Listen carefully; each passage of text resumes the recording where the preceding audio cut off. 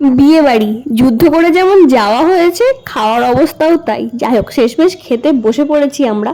আর চলো দেখে নিই বিয়ে বাড়ির সব থেকে যেটা ইন্টারেস্টিং জিনিস, সেটা হচ্ছে খাওয়া দাওয়া কি ছিল। মেনু কার্ডটা তো আমি দেখিয়েই দিলাম।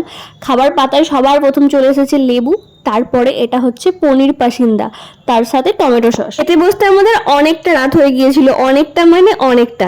যা পাতে পড়ছে একদম গপাগপ করে খেতে শুরু করে দিয়েছি। তারপরে আসলো সাদা ভাত, ঝুরি আলু ভাজা, আর তার সাথে হচ্ছে ডাল, যেটা হচ্ছে আমার একদম কমফোর্ট ফুড।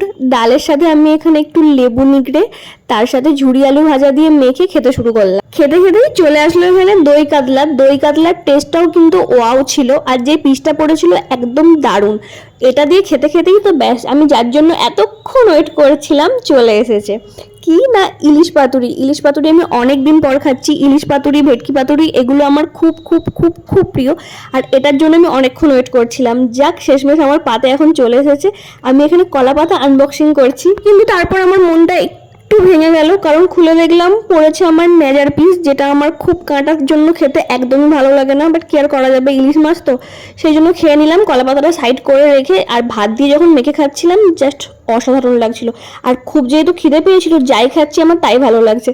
তার সাথে চলে এসেছে এখানে স্যালাড, আর সাদা ভাতটাকে সাইড করে দিয়েছি। চলে এসেছে এখানে ফ্রাইড রাইস, তার সাথে ছিল সকলের ক্রাশ মাটন। বাট আমার তো এটা দুচোখে সহ্য হয় না, গন্ধ সহ্য হয় না, সেই জন্য আমি নিয়ে নিয়েছিলাম চিকেন। আর এই যে মাটন লাভার, ওরে বাবা, এরা তো বিয়ে বাড়ি যায় এটা খাওয়ার জন্যই।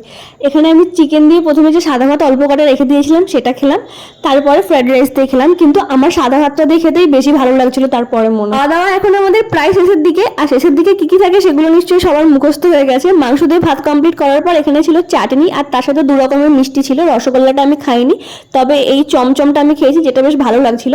পান আর আইসক্রিম এগুলো ছিল স্টলে।